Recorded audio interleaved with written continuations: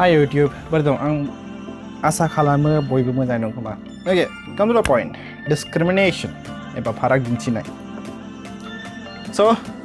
बे point नि inspiration आं सोरनिफ्राय मोनदों? बे topic नि inspiration आं सोरनिफ्राय मोनदों? बेखौ आं होननो लुबैयो. आं नाम mention खालामा. आं just मोनसे hint होनो हागोन. नोंसोर मिथिखागोन सोर बियो. Okay. सासे सुट बुट गाननाय यूट्यूबर जोंनि बर'नि यूट्यूबर एसे गिदिरानो सुट बुट गाननाय नङा होमबा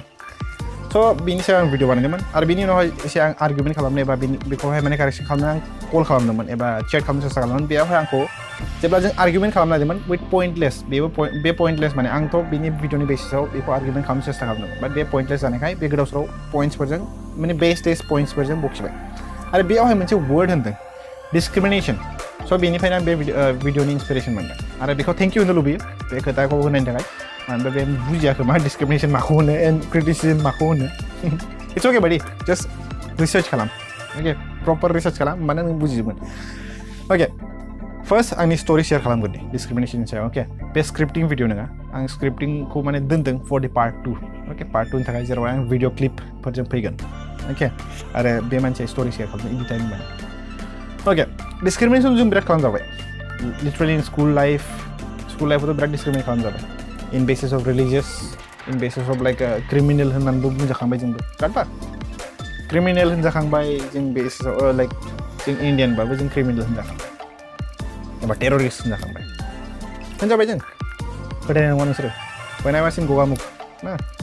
जोंनि जि जायगायाव थायोमोन ना आं जि जायगायाव न'आव थायोमोन बेवहाय बेलेगफोर थाफैयोमोन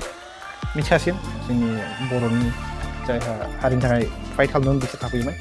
आरो बेवहाय आंखौ माने जेब्ला जों स्कुल थांनो नागिरो आं न'निफ्राय स्कुल मालाबा थाङो नङा होमबा सैटारडेफ्राव ओंखारलाङोमोन जों बे समाव फैयो जोंनि न'आव पुलिसफोर फैयो सोङो दाना नोंसिनि ट्राइबनि मानसिफ्रा अल क्रिमिनेल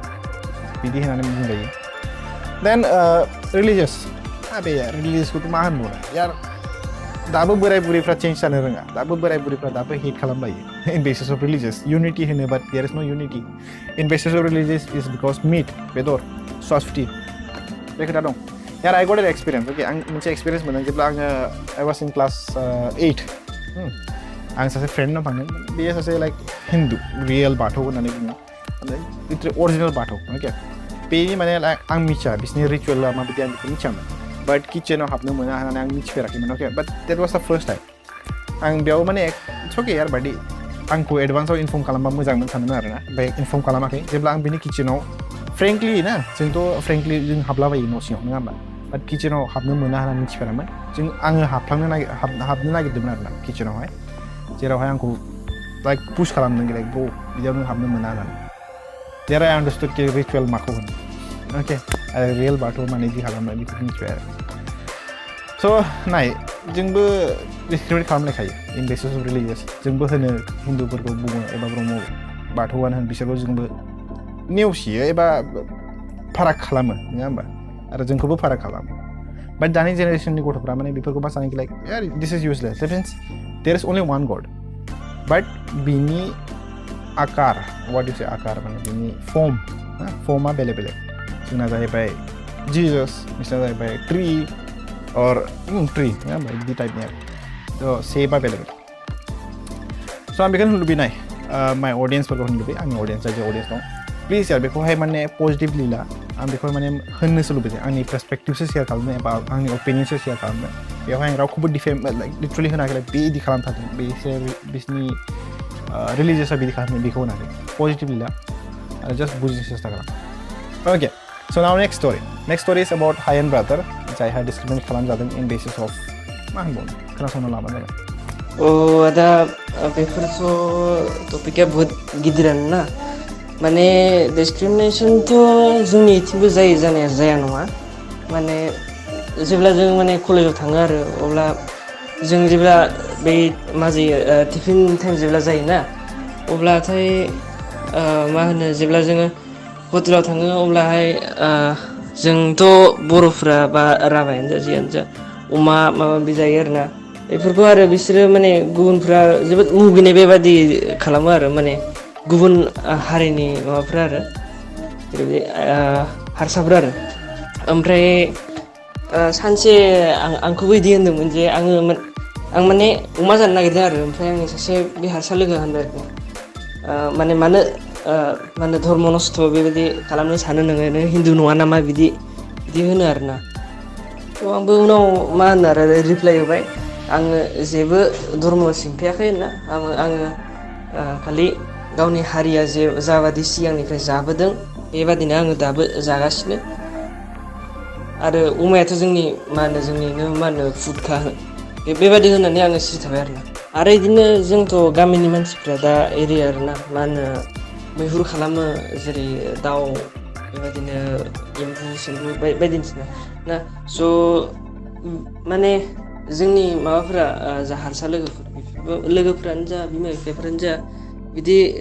खालामो आरोना जि मा होनो इखो लाइक नोंसोरथ' जंलि बेबादि माने जोंखौ इनसाल होनाय माबा होनाय बेबायदि जाबाय थायो आरोखि गोबां आरो बेबायदिनो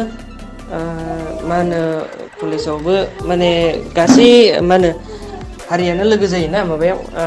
मा होनो कलेजावहाय ओमफ्राय जेब्ला जों बर'फ्रा जेब्ला माने सिखारनानै माबा मोनसे कुइसननि एन्सार होनो नागिरो अब्लाथाय माने बिसोरो एसे बोरैबा माने गाज्रि मेगनजों नायनाय बिदि खालामो आरो ओमफ्राय जों माबा मोनसे कुइसन जुदि जों एराइज खालामो अब्लाबो माने बिसोरो गाज्रि बुङो आरो माने बेबादि टाइपनि जायो आरोखि जोंनावबो डिसक्रिमिनेसन गोबां दङ स' भिडिअ बेसिमल'सै आं बेखौनो होननो लुबैयो पजिटिभिटि स्प्रेड खालामनो सेस्था खालाम बयबो हेट स्प्रेड खालामनाङा आरो बेवहाय रिलिजियास वाइस जाज खालामनाङा आं बिराद बार खालामजाखांबाय बेयावहाय जाज खालामनांबाय इन बेसिस अफ बडिनि सायाव बुंजाखांबाय पिकनि सायाव बुंजाखांबाय यार आं बिराद मानसिफोरखौ होननो लुबैयो अके यार please year if U Kameng हियार आं गर्ल नोङा अके गर्लखौथ' नोंसोर जाज खालामनो हाया जाज खालामहैलाबायखायो ओरैनोबाबो नों साइज नोङा खुगाया नोंना गुवारथार माथार होननानै अके बाट आं बेखौनो लुबैयो आं गर्ल नोङा if you're coming here and listening my words or what I'm saying, you're listening about this, then listen it properly. Angko naijebe nang angko judge kalamno na arna just because of face all shit. Okay?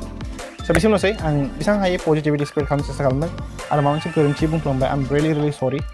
Ang raw ni ba sentiment hurt khamno sigya. I'm really sorry if I really hurt someone, okay? So bisimlo say love you all and peace out.